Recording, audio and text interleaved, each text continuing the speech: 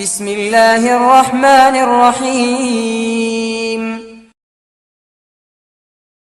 എപ്പോഴും പറയാറ് ഹബീബായ നബി കരീം സല്ലല്ലാഹു അലൈഹി വസല്ലം തങ്ങളെ സ്നേഹിക്കണം എന്നാ പറയാറ്.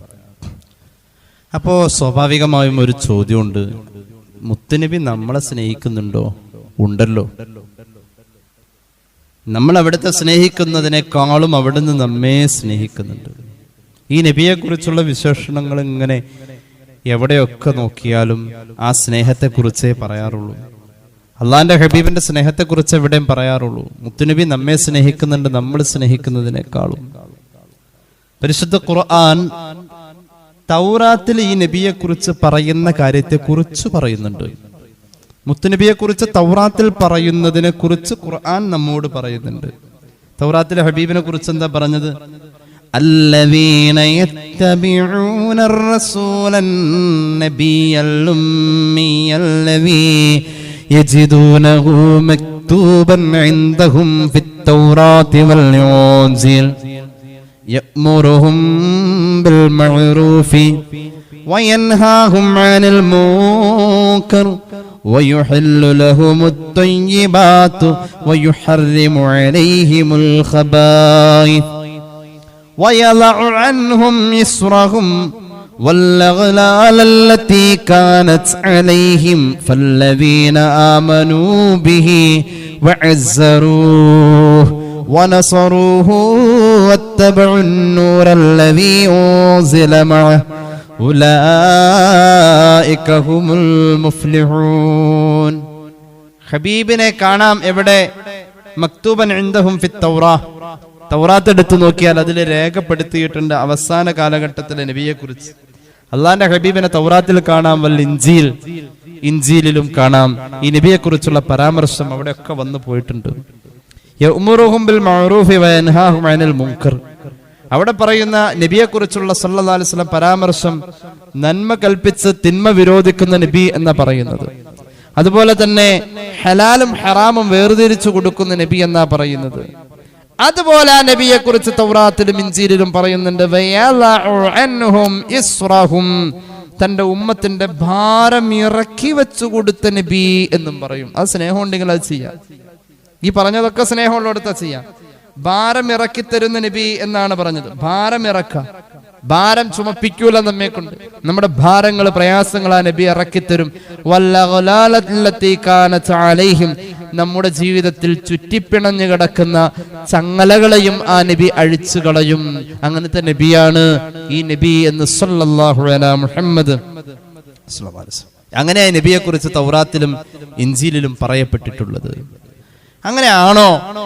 ആയിരുന്നു.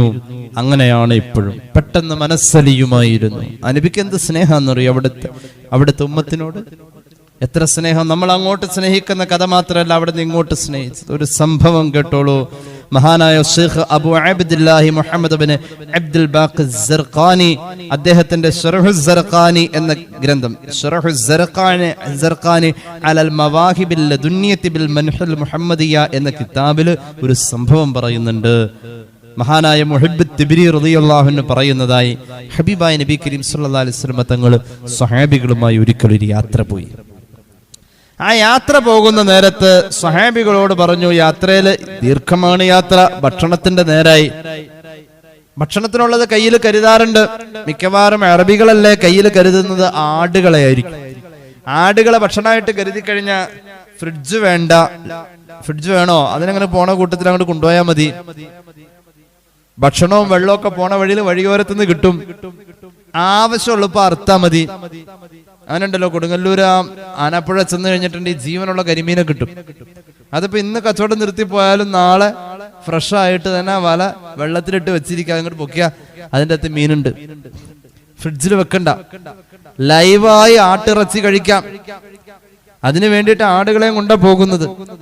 ഭക്ഷണത്തിന്റെ നേരായപ്പോൾ അള്ളാന്റെ ഹബീബ് സല്ലല്ലാഹു അലൈഹി വസല്ലം തങ്ങൾ പറഞ്ഞു, ഭക്ഷണത്തിനുള്ള പരിപാടി നോക്കിക്കോ. അമറ അസ്ഹാബഹു ബി ഇസ്ലാഹി ഷാ, ഒരു ആടിനെ നന്നാക്കണം.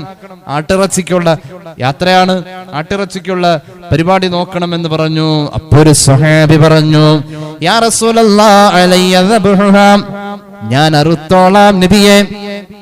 ഞാൻ അറുക്കാം, ആരേൽപ്പിക്കണ്ട, ഞാൻ ചെയ്തോളാം, അറവ് ഞാൻ ചെയ്തോളാം നബിയെ. ഉടനെ തന്നെ മറ്റൊരു സഹാബി പറഞ്ഞു, യാ റസൂലല്ലാഹ് അലയ്യസ്ൽഹുഹാ, ഞാൻ അതിന്റെ തൊലി ഉരിഞ്ഞെടുത്തോളാം നബിയെ. അറുക്കുന്നതിനേക്കാൾ ഇത്തിരി പാടുള്ള പണിയാണെന്ത്? ആടിന്റെ തൊലി ഒലിയില് കോഴിക്കടയിൽ പോയിട്ട് നമ്മൾ ചിക്കൻ മേടിക്കുമ്പോ തൊലി ഉലിയണ പോലെയല്ല, ആടിന്റെ തൊലി ഉലിയിൽ ഇത്തിരി പാടാ. കെട്ടിത്തൂക്കി ഇട്ടിട്ട് ഇങ്ങനെ ഊർത്തി എടുക്കണം. ഞാൻ അതിന്റെ തൊലി ഒലിഞ്ഞോളാ നബിയെ, മറ്റാരെയും ഏൽപ്പിക്കേണ്ട. മറ്റൊരു സഹാബി ചാടി പറഞ്ഞു, യാ റസൂലല്ലാഹ് അലയ്യ തബ്ഖുഹാ, ഞാൻ ആ ആട്ടിറച്ചി രുചികരമായി പാചകം ചെയ്തോളാം, മറ്റാരെയും ഏൽപ്പിക്കണ്ട. 3 സ്വഹാബി ഇത്രയും പറഞ്ഞ് നാലാമതൊരു സ്വഹാബി പറയുന്നതിന് മുന്നേ 4ാമത് കയ്യ് പൊക്കി സയ്യിദുനാ റസൂലുള്ളാഹി ഫഖാല റസൂലുള്ളാഹി സ്വല്ലല്ലാഹു അലൈഹി വസല്ലം അലയ്യ ജംഉൽ ഹതബി, ആട്ടിറച്ചി വേവിക്കാനുള്ള വിറക് എവിടെയോ എന്ന് ആർക്കും അറിയില്ല. അപരിചിതമായ സ്ഥലം, ആ വിറക് തേടി എവിടെയാണോ അവിടെ പോയി വിറക് ശേഖരിച്ച് തലയിൽ വെച്ച് ചുമന്ന് ഇവിടെ കൊണ്ടുവരുന്ന പണി ഞാൻ ചെയ്തോളാം, അതാരും ചെയ്യണ്ട. ഈ 4 പണിയിൽ ഏറ്റവും ബുദ്ധിമുട്ടുള്ള പണി വിറക് സംഘടിപ്പിക്കില്ല, അത് ഞാൻ കൊണ്ടുവന്നോളാം. ഇത് കേട്ട സ്വഹാബികൾ പറഞ്ഞു, യാ റസൂലല്ലാഹ് നക്ഫീകൽ അമൽ, ഇവിടെയുള്ള ജോലി ഞങ്ങൾ ചെയ്തോളാം, അങ്ങ് ചെയ്യണ്ട.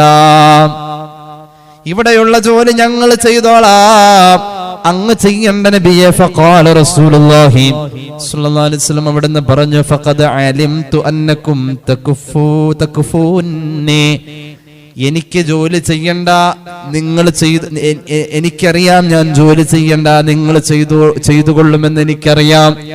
എന്നാലും വലാകിൻ അക്റഹു അൻ തമയ്യസ അലൈക്കും, നിങ്ങളിൽ നിന്നും ഒരു ഒറ്റപ്പെട്ട ആളായി, കൂട്ടത്തിൽ കൂടാത്തവനായി മാറി നിൽക്കുന്നത് എനിക്ക് ഇഷ്ടമല്ല.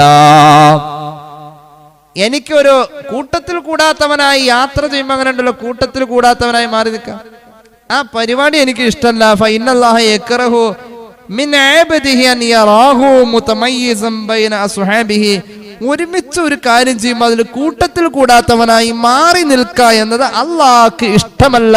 മുഹമ്മദ് മുസ്തഫ സല്ലല്ലാഹു അലൈഹി വസല്ലം അങ്ങനെയാണ് അവിടുന്ന് ആ വിറക് ശേഖരിക്കാൻ പോയത്. എന്ത് റിസ്കാണ്! ആ വിറക് എവിടെയാന്ന് അന്വേഷിച്ച് കണ്ടുപിടിക്കണം.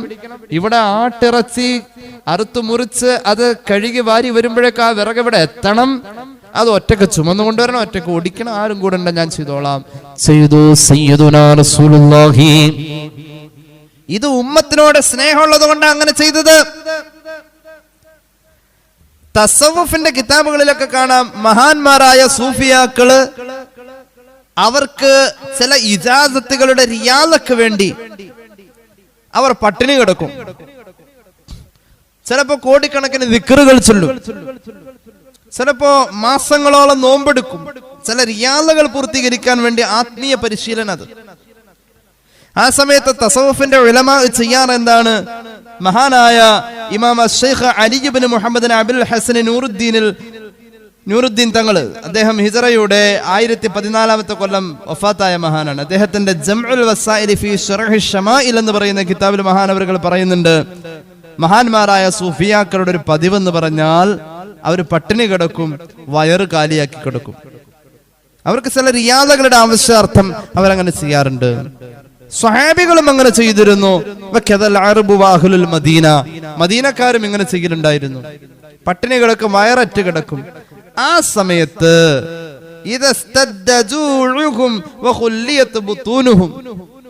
വിശപ്പ് കൂടി വരികയും വയറ് കാലിയാവുകയും ചെയ്യുമ്പോ അവരുടെ പതിവാൻ വയറ്റിൽ കല്ല് വെച്ചിട്ട്, തുണിയിൽ കല്ല് വെച്ചിട്ട് ആ കല്ല് വയറിനോട് ചേർത്ത് വെച്ച് പുറകിൽ വലിച്ചു കെട്ടും പുറം ഭാഗത്ത്. ഈ പതിവ് അറബികളിലും മദീനക്കാരിലൊക്കെ ഉണ്ടായിരുന്നു. ചില സൂഫിയാക്കൾ അങ്ങനെ ചെയ്യുന്നുണ്ടായിരുന്നു. എന്തിനാണ് ഈ പട്ടിണി കിടന്ന് വയറ് കാലിയാവുമ്പോ കല്ല് വെച്ച് കെട്ടുന്നത്?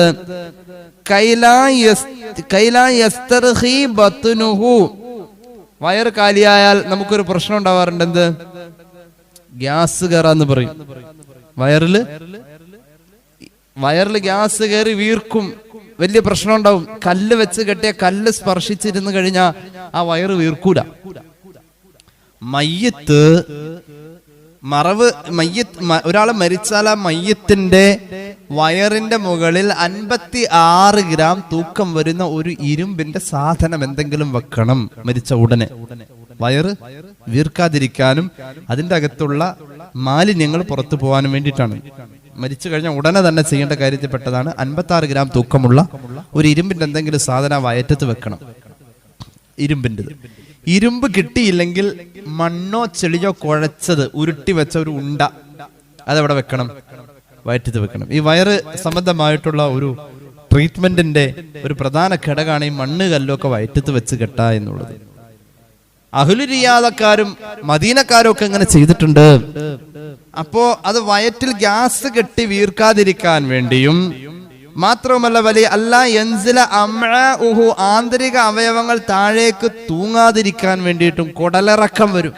അതൊക്കെ വരാതിരിക്കാൻ വേണ്ടി കല്ല് വെച്ച് കെട്ടും. പുറത്തുനിന്ന് വെച്ചാൽ വയറിന്റെ പുറത്ത് വെച്ച് കെട്ടും. എന്നിട്ട് ആ തുണി അല്ലെങ്കിൽ അത് കെട്ടുന്ന ചരട് കൊണ്ടുവന്നിട്ട് പുറകിൽ ഇങ്ങനെ വലിച്ച് മുറുക്കി ഇങ്ങനെ കെട്ടും. വയറിനോട് ചേർന്ന് കല്ലിരിക്കും. ഫകാന റസൂലുള്ളാഹി സ്വല്ലല്ലാഹു അലൈഹി വസല്ലം അല്ലാഹുവിന്റെ ഹബീബ് അക്സറഹും ജൂഅൻ വസദ്ദഹും റിയാല ഇത് കൂടുതൽ കെട്ടിയിരുന്ന ആളായിരുന്നു. കാരണം എന്താ? മിക്കവാറും പട്ടിണിയാണ്. അങ്ങനെ ഇരിക്കെയാണ് ഖന്തക്കിന്റെ കിടങ്ങ് കീറുന്ന സ്വഹാബികൾ മിക്കവാറും ഇത് ചെയ്തിരുന്നു. എന്തിനാണ് ഇങ്ങനെ ചെയ്യുന്നതെന്നറിയുമോ? അവരുടെ വയറിന്റെ വിശപ്പിന് ഒരു ശമനം കിട്ടുകയും വയറ് വീർക്കാതിരിക്കുകയും അതോടൊപ്പം തന്നെ അവരുടെ ജോലിയും അനക്കവും നടത്തവും ഒക്കെ എളുപ്പമാവുകയും ചെയ്യും. എന്തെങ്കിലും ജോലി എടുക്കുന്ന ആളാണെങ്കിൽ ആ ജോലി വേഗം ചെയ്യാൻ കഴിയും.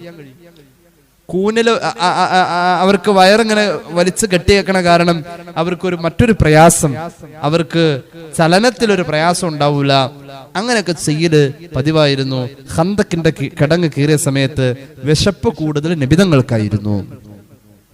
അവരെക്കാളും സ്വഹാബികളെക്കാളും കുറച്ചും കൂടി പട്ടിണി കിടന്ന ദിവസങ്ങൾ കൂടുതൽ ആരുടേതായിരുന്നു?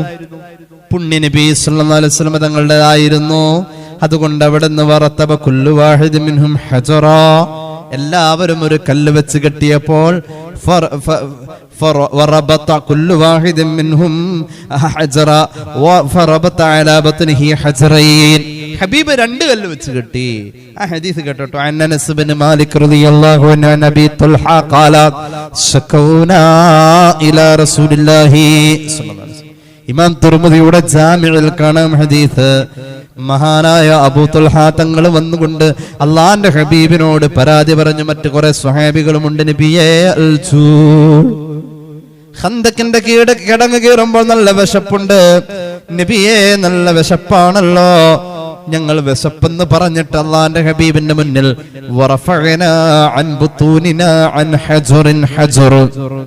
ഓരോരുത്തരുടെയും കുപ്പായം ഇങ്ങ് പൊക്കുമ്പോ ഓരോരോ കല്ലുകൾ വെച്ച് കെട്ടിയിരിക്കാ വയറ്റത്ത്. അള്ളാന്റെ ഹബീബിനോട് പട്ടിണിയുടെ കഥ പറയാൻ വന്ന സ്വഹാബികളോട് ഇതിന് മറുപടി പറയുന്നത് ഇപ്പൊ ഭക്ഷണം വരുമെന്നല്ല, അങ്ങനെയാണ് പറയണ്ടത്. നമുക്കത് നിർബന്ധമായ ഒരു ജോലിയാണ് ഖന്തക്കിന്റെ കിടങ്ങ് കീറല്. വിശപ്പുണ്ട്, കല്ല് വെച്ച് കെട്ടിയിട്ടുണ്ട്. ഇതിന് പരിഹാരം ചോദിച്ചു വന്ന സ്വഹാബിയോട് ഭക്ഷണം ഇപ്പൊ വരും, ഞാൻ വിളിച്ചു പറഞ്ഞിട്ടുണ്ട്, അങ്ങനെ പറയാനുള്ള ഭക്ഷണം എവിടെയും ഉണ്ടോ? ഒന്നുമില്ല, ഒന്നും പറയാനില്ല. അവിടുന്ന് ഒന്നും മിണ്ടിയില്ല. അള്ളാന്റെ ഹബീബ് അങ്ങ് തിരിഞ്ഞു നിന്ന് വന്നിട്ട് അവരുടെ നേരെ ഉയർത്തിയാൻ രണ്ട് കല്ല് വെച്ച് കെട്ടിയ വയറ് തിരിച്ചു കാണിച്ചു അവർക്ക് നേരെ. സല്ലല്ലാഹു അലാ മുഹമ്മദ്. ഇമാം തുർമുദിയുടെ ജാമിഉൽ ഹദീസ്. ത്യാഗങ്ങളിൽ സ്വഹാബികൾ അത്ഭുതപ്പെട്ടു പോയ അത്ഭുത നേതാവ് നബി മുഹമ്മദ് മുസ്തഫ സല്ലല്ലാഹു അലൈഹി വസല്ലം. വല്ലാത്ത സ്നേഹമായിരുന്നു. അവരുടെ കൂടെ വയറ് നിറച്ച് നടന്ന ആളല്ല, അവരെക്കാളും പട്ടിണി കിടന്നു. അങ്ങനെയാ ജീവിച്ചത്. അവിടുത്തെ ഏറ്റവും ഇഷ്ടം സ്വഹാബികളിൽ ഓരോരുത്തരും വിചാരിച്ചു എന്നോടാ എന്റെ നബിക്ക് ഏറ്റവും ഇഷ്ടമെന്ന്. ഒരു പ്രാവശ്യത്തെ ഇടപഴക്കം കൊണ്ട്, പെരുമാറ്റം കൊണ്ട് തെറ്റിദ്ധരിച്ചു പോകും, അല്ലെങ്കിൽ അവർ ഉറപ്പിച്ചു പോകും ഈ ലോകത്ത് റസൂലുള്ളാഹിക്ക് ഏറ്റവും ഇഷ്ടം എന്നോടായിരിക്കൂല. കാരണം എന്നോട് പെരുമാറുന്നത് അങ്ങനെയാ, പെരുമാറ്റം അങ്ങനെയാ സ്വഹാബിക്ക് തോന്നിയത്. അവിടുത്തേക്ക് ഏറ്റവും ഇഷ്ടം എന്നോടാ, അല്ല എന്നോടാ. അല്ല നിന്നോടുമല്ലാതെ എന്നോടാ. ഇങ്ങനെ സ്വഹാബികൾ തർക്കിച്ചിരുന്നു. അത്രത്തോളം അള്ളാന്റെ ഹബീബ് സ്നേഹിച്ച് സ്നേഹം കൊണ്ട് വീർപ്പ് മുട്ടിച്ചിട്ടുണ്ട് സ്വഹാബികളെ. അങ്ങനെ സ്നേഹമുള്ള നബിയെ കാത്തുകൊണ്ടാ നമ്മളൊരു ശഫാഅത്തിന്റെ പ്രതീക്ഷയിൽ സ്വലാത്തുകൾ ചൊല്ലേണ്ടത്. സല്ലല്ലാഹു അലാ മുഹമ്മദ്. അള്ളാന്റെ ഹബീബിന്റെ വീട്ടിൽ ഉസാമത്ത് ബിൻ സയ്യിദ് റളിയല്ലാഹു അൻഹു ഉണ്ട്. ഉസാമ റളിയല്ലാഹു അൻഹു പറയുകയാണ്, ഞാൻ അള്ളാന്റെ ഹബീബിന്റെ വീട്ടിലാണ് ഒരു ദിവസം. സല്ലല്ലാഹു അലൈഹി വസല്ലം. ആ സമയത്ത് മഹാനായ ജഅഫർ ബിൻ അബി താലിബ് റളിയല്ലാഹു അൻഹു, അലി റളിയല്ലാഹു അൻഹുവിന്റെ സഹോദരനാണ് ആര്? ജഅഫർ റളിയല്ലാഹു. മഹാനായ ജഅഫർ തങ്ങളും മഹാനായ അലി ഇബ്നു അബി താലിബ് റളിയല്ലാഹു അൻഹു രണ്ടുപേരായില്ലേ? ചേട്ടനും അനിയനാണ് ആരൊക്കെ? ജഅഫർ റളിയല്ലാഹു അൻഹു, അലി റളിയല്ലാഹു അൻഹു. ഇനി ഹബീബായ നബി തങ്ങൾ അടിമത്തത്തിൽ നിന്നും മോചിപ്പിച്ചെടുത്ത് വളർത്തിയെടുത്ത ഒരു വളർത്തുപുത്രൻ എന്ന് പറയാവുന്ന ബന്ധമുള്ള മഹാനായ സെയ്ദ് ബിൻ ഹാരിസയും, ഇങ്ങനെ 3 സഹാബികൾ. ഈ സെയ്ദിന്റെ മകനാണ് മുത്തുനബിയുടെ കൂടെ ഇപ്പോൾ ഉള്ള ഉസാമ. ഉസാമ നബി തങ്ങളുടെ വീട്ടിലാണ്. ഉസാമ പറയാണ്, റളിയല്ലാഹു അൻഹു, എന്റെ വാപ്പ, അങ്ങനെ പറഞ്ഞില്ല, സെയ്ദ് ബിൻ ഹാരിസ എന്നവര്, അതായത് അദ്ദേഹത്തിന്റെ വാപ്പയും ജഅഫർ ബിൻ അബി താലിബ് റളിയല്ലാഹു അൻഹു, മഹാനായ അലി ഇബ്നു അബി താലിബ് റളിയല്ലാഹു അൻഹു, ഈ 3 സ്വഹാബികൾ ഒരുമിച്ച് കൂടി. അങ്ങനെ ഇരിക്കെ ജഅഫർ പറഞ്ഞു റളിയല്ലാഹു അൻഹു, അലി റളിയല്ലാഹു അൻഹുവിന്റെ സഹോദരനായ ജഅഫർ പറഞ്ഞു, അന അഹബ്ബുക്കും ഇലാ റസൂലില്ലാഹി സ്വല്ലല്ലാഹു അലൈഹി വസല്ലം. എന്തോ ഒന്ന് പറഞ്ഞു. ഏതായാലും നമ്മൾ ഈ 3 പേരിൽ റസൂലുള്ളാഹിക്ക് ഏറ്റവും ഇഷ്ടം എന്നെയാ സ്വല്ലല്ലാഹു അലൈഹി വസല്ലം. ആര് പറഞ്ഞു? ജഅഫർ റളിയല്ലാഹു അൻഹു പറഞ്ഞു. അലി റളിയല്ലാഹു അൻഹു പറഞ്ഞു, നിനക്ക് തോന്നണതാ. വഖാല അലിയുൻ അന അഹബ്ബുക്കും ഇലാ റസൂലില്ലാഹി സ്വല്ലല്ലാഹു അലൈഹി വസല്ലം. അല്ലാഹുവിന്റെ റസൂലിന് നമ്മുടെ കൂട്ടത്തിൽ ഏറ്റവും ഇഷ്ടം എന്നെയാ. മോളെയൊക്കെ കെട്ടിച്ചു കൊടുത്തിട്ടുണ്ടല്ലോ. അപ്പൊ മഹാനായ സെയ്ദ് ബിൻ ഹാരിസ പറഞ്ഞു, ഒരുപാട് പൈസ കൊടുത്ത എന്നെ അടിമത്തത്തിൽ നിന്ന് മോചിപ്പിച്ച് ഒരു മോനെ പോലെ എന്നെ വളർത്തിയെടുത്തത്. എന്നെ അത്രേ ഇഷ്ടമായിരുന്നു റസൂലുള്ളാഹി സ്വല്ലല്ലാഹു അലൈഹി വസല്ലം. നിങ്ങൾക്ക് നിങ്ങളുടെ കുടുംബം എന്ന ബന്ധമൊക്കെ പറയായിരിക്കും, പക്ഷെ ഇത്രയും പണം കൊടുത്ത് എന്നെ മോചിപ്പിച്ച ആ മുത്തുനബിക്ക് ഏറ്റവും ഇഷ്ടം എന്നെ ആയതുകൊണ്ടാണ്. നിങ്ങളെ രണ്ടുപേരെക്കാളും എന്നല്ല എല്ലാവരെക്കാളും ഏറ്റവും ഇഷ്ടം എന്നെയാ. മഹാനായ സെയ്ദ് ബിൻ ഹാരിസ റളിയല്ലാഹു അൻഹു മഹാനവറുകളും പറഞ്ഞു. 3 പേരും പറയുന്നത് ഒറ്റ കാര്യം തന്നെ, ഏറ്റവും ഇഷ്ടം നബി തങ്ങൾക്ക് എന്നയാ അല്ല എന്നയാ. സ്വാഭാവികമായും തർക്കമായി, ശബ്ദം കൂടി. നമ്മൾ തർക്കിക്കണ്ട, ഇതിന്റെ ഉത്തരം ആര് പറഞ്ഞാൽ മതി? സല്ലല്ലാഹു അലാ മുഹമ്മദ് സല്ലല്ലാഹു അലൈഹി വസല്ലം. അങ്ങനെ ഉസാമ റളിയല്ലാഹു അൻഹു പറയുകയാണ്, മഹാന്മാരായ 3 സ്വഹാബികളും ഇലാ ഹദ്റത്തി റസൂലില്ലാഹി സല്ലല്ലാഹു അലൈഹി വസല്ലം തങ്ങളുടെ ഹദറത്തിലേക്ക് വന്നു. എന്നിട്ടോ 3 പേരും അള്ളാന്റെ ഹബീബിന്റെ അടുക്കിലേക്ക് ചെല്ലുവാൻ അനുവാദം ചോദിച്ചു. ഹബീബായ നബി തങ്ങൾ പറഞ്ഞു, എന്നോട് പറഞ്ഞു ആരാ പുറത്ത് വന്നതെന്ന് നോക്കാൻ. ഉസാമ പറയാണ്, ഞാൻ പുറത്തു പോയി നോക്കിയപ്പോ നബിയെ ഒന്ന് ജഅഫറ, ഒന്ന് മഹാനായ അലിയ, ഒന്നെന്റെ പ്രിയപ്പെട്ട പിതാവ് സെയ്ദ് ബിൻ ഹാരിസ റളിയല്ലാഹു അൻഹു അങ്ങയുടെ അടുക്കിലേക്ക് വരാൻ വേണ്ടിയിട്ട് അനുവാദം ചോദിക്കുകയാണ്. അള്ളാന്റെ ഹബീബ് പറഞ്ഞു, കടന്നു വരാൻ പറയൂ. വന്ന 3 പേരും ഒറ്റ ചോദ്യാ ചോദിച്ചത്, യാ റസൂലല്ലാഹ് മൻ അഹബ്ബു ഇലൈക്, അങ്ങേക്ക് ഏറ്റവും ഇഷ്ടം ആരെയാ? 3 പേരും വന്നിട്ട് ചോദിച്ച ചോദ്യം എന്താ? നബിയെ, ഞങ്ങൾ ഇത്രയും പേര് വന്നല്ലോ, ഞങ്ങളിൽ ഏറ്റവും ഇഷ്ടം അങ്ങേക്ക് ആരെയാ? അള്ളാന്റെ ഹബീബ് സല്ലല്ലാഹു അലൈഹി വസല്ലമ തങ്ങൾ പറഞ്ഞു, എനിക്ക് ഏറ്റവും ഇഷ്ടം ഫാത്തിമ റളിയല്ലാഹു അൻഹാ, മോളയാണ് ഇഷ്ടം എന്ന് പറഞ്ഞു. ഒന്ന് ഒഴിഞ്ഞു മാറലായി. മറുപടി പറയുമ്പോ ഒന്ന് ഒഴിഞ്ഞു മാറി പറഞ്ഞതാണെന്ത്? ഏറ്റവും ഇഷ്ടം ആരെയാ നബിയെ? ഫാത്തിമ റളിയല്ലാഹു അൻഹാ, ഏറ്റവും ഇഷ്ടം ഫാത്തിമാനാണ്. അപ്പൊ ഇവിടെ നിന്ന് പറഞ്ഞു ഫാത്തിമ എന്ന് പറഞ്ഞപ്പോൾ അവർ തിരിച്ചും ചോദിച്ചു, നബിയെ നസ്അലുക അനിർ റിജാൽ, പുരുഷന്മാരിൽ ആണുങ്ങളിൽ അങ്ങേക്ക് ഏറ്റവും ഇഷ്ടമാരെയാ? സിദ്ദീഖിനെ പറയാമായിരുന്നു, ഫാറൂഖിനെ പറയാമായിരുന്നു റളിയല്ലാഹു അൻഹുമാ. അവിടെയൊന്നും പറഞ്ഞില്ല. ഈ 3 പേരോടും കൂടിയിട്ട് പറയാണ്, അമ്മാ അൻത യാ ജഅഫർ, ജഅഫർ മോനെ നീ അടുത്ത് വന്നേ.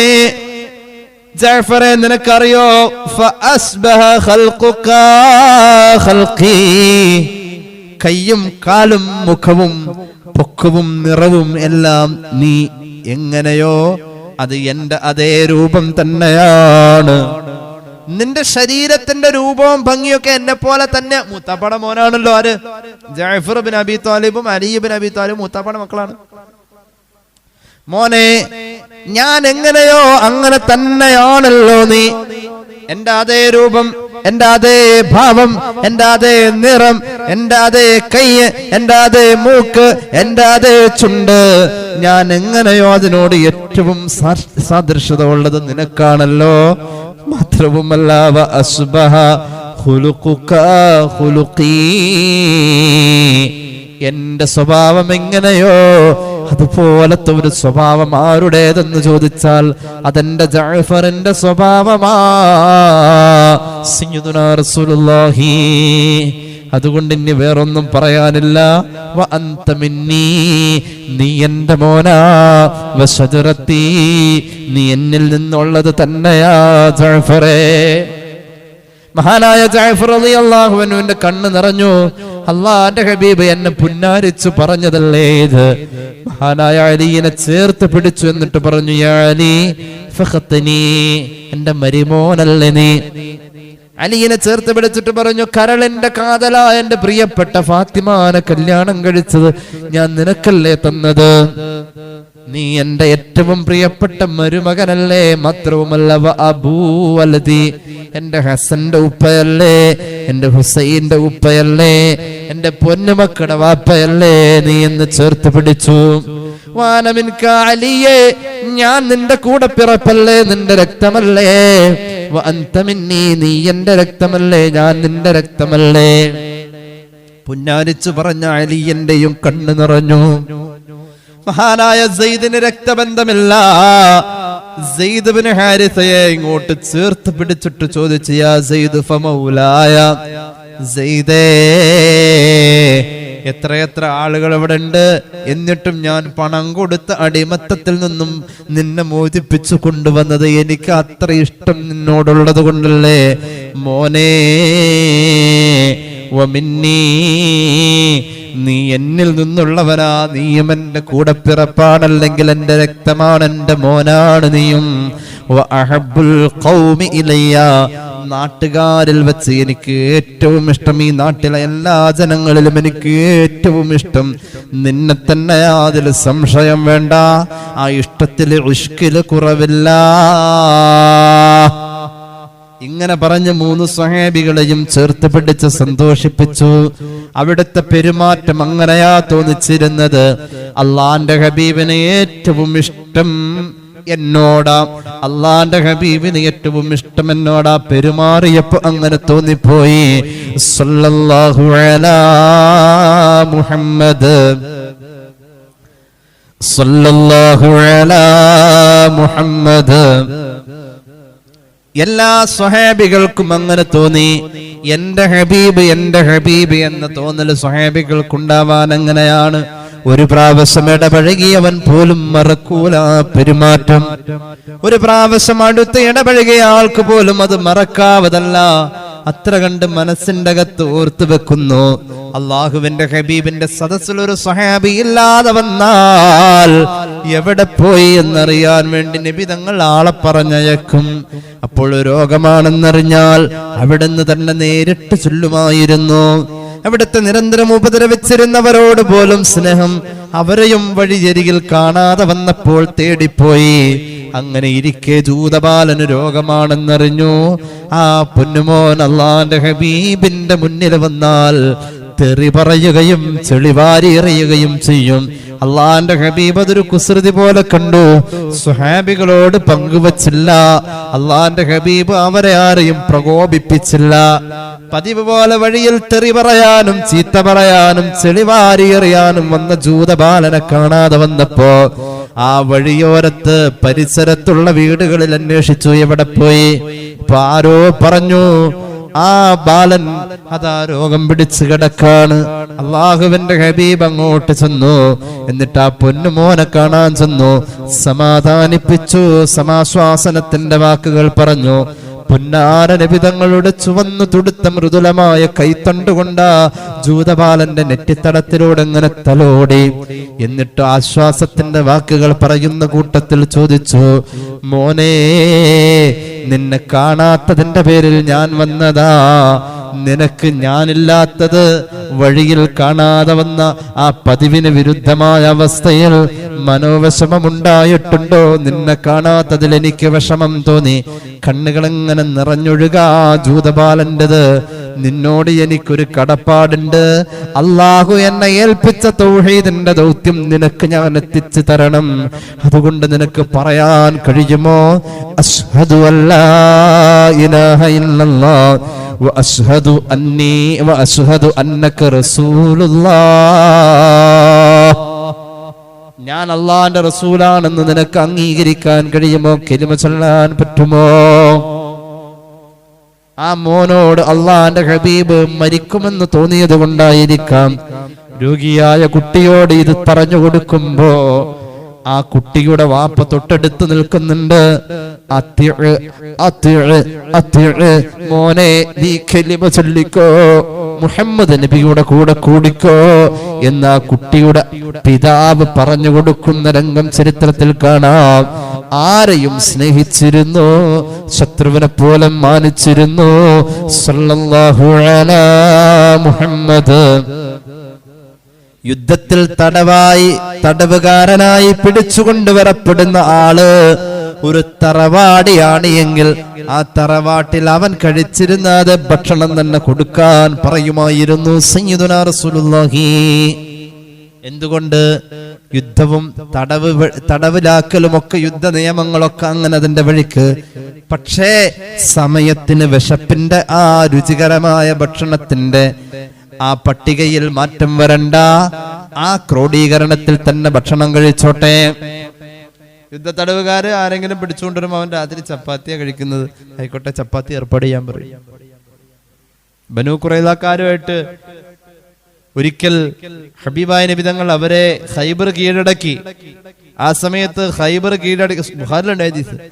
ഖൈബർ കീഴടക്കി അവിടുത്തെ ഭൂമി കയ്യേറി, സ്വഹാബികളെ അത് അധീനപ്പെടുത്തി. ആ സമയത്ത് ഖൈബറിലെ ജൂതന്മാരോട് പറഞ്ഞു, നിങ്ങളുടെ ഭൂമിയെ ഞങ്ങൾ കയ്യേറിയത്, അവിടെ കൃഷിയുണ്ട്, നിങ്ങളെ കൃഷി ചെയ്തോ. സയ്യിദുനാ റസൂലുള്ളാഹി സ്വല്ലല്ലാഹു അലൈഹി വസല്ലം യുദ്ധ നിയമങ്ങളുടെ ഭാഗമായി കൃഷി ചെയ്യുന്നതിന്റെ പകുതി നിങ്ങൾ എടുത്തോ. സാധാരണ അവരെ കൊണ്ട് കൃഷി ചെയ്യിച്ചിട്ട് മുഴുവൻ ഇവിടെ എടുക്കാം, അവർ അടിമകളായി. പക്ഷെ അതല്ല പറഞ്ഞത്, പകുതി നിങ്ങൾ എടുത്തു, പകുതി ഇവിടെ കൊടുത്താൽ മതി. കാരണം ഇവിടെയും ബുദ്ധിമുട്ടുണ്ട്. അങ്ങനെ കൃഷിയിൽ അവരെ സഹായിക്കാൻ സ്വഹാബികളും ചെന്നതാണ്. അവിടെ വലിയൊരു കൃഷിയുടെ വിപ്ലവം തന്നെ ഉണ്ടായിരുന്നതാണ്. അതാണ് അള്ളാഹുവിന്റെ ഹബീബ് മുഹമ്മദ് മുസ്തഫ സല്ലല്ലാഹു അലാ മുഹമ്മദ് സല്ലല്ലാഹു അലൈഹി വസല്ലം. അള്ളാഹു നമുക്ക് തൗഫീഖ് നൽകട്ടെ. ഈ നബിയെ നമ്മൾ സ്നേഹിക്കുന്ന പോലെ അവിടുന്ന് നമ്മയും സ്നേഹിക്കുന്നുണ്ട്. അത് മനസ്സിലാക്കാൻ അള്ളാഹു നമുക്ക് തൗഫീഖ് നൽകട്ടെ.